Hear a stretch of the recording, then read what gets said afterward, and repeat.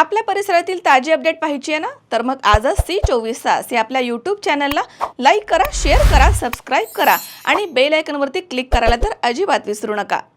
पारनेर तालुक्यातील सोबलेवाडी परिसरामधील प्रलंबित विकास कामांसाठी निधी उपलब्ध करून द्यावा या मागणीसाठी सामाजिक कार्यकर्त्या सुनीताताई सोबले यांनी आमदार काशीनाथ दाते यांना निवेदन दिलं.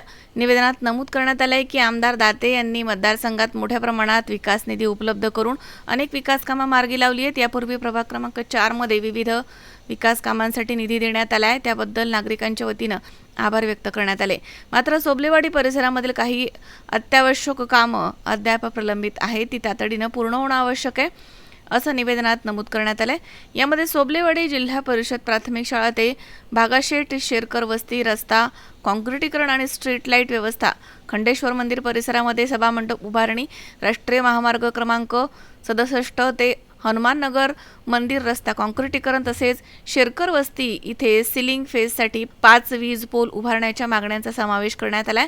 ही सर्व कामं नागरिकांच्या दळणवळण, सुरक्षितता आणि मूलभूत सुविधांशी निगडीत आहे. त्यामुळे त्यांना प्राधान्यानं निधी उपलब्ध करून देऊन लवकरात लवकर मार्गी लावावे अशी मागणी सुनीताताई सोबले यांनी आमदार दाते यांच्याकडे केली आहे. नमस्कार, मी सुनीताताई सोबले, जय जिजाऊ बहुउद्देशीय प्रतिष्ठान महिला अध्यक्ष.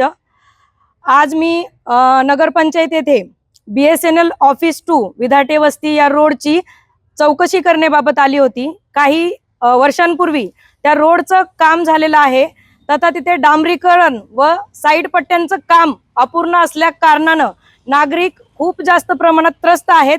खूप तिथे ॲक्सिडेंटचे प्रकार झाले, टाकलेली खडी वाहून गेलेली आहे. हे जे अपूर्ण काम कुठल्या ठेकेदारांच्या अंतर्गत आहे याची नगरपंचायत आणि PWD ने कसून चौकशी करावी, अन्यथा लोकशाही मार्गाने आंदोलन करण्यात येईल याची दखल घेतली जावी. या संदर्भात मी माननीय आमदार काशीनाथजी दाते सर यांच्याकडेही निवेदन दिलेलं आहे.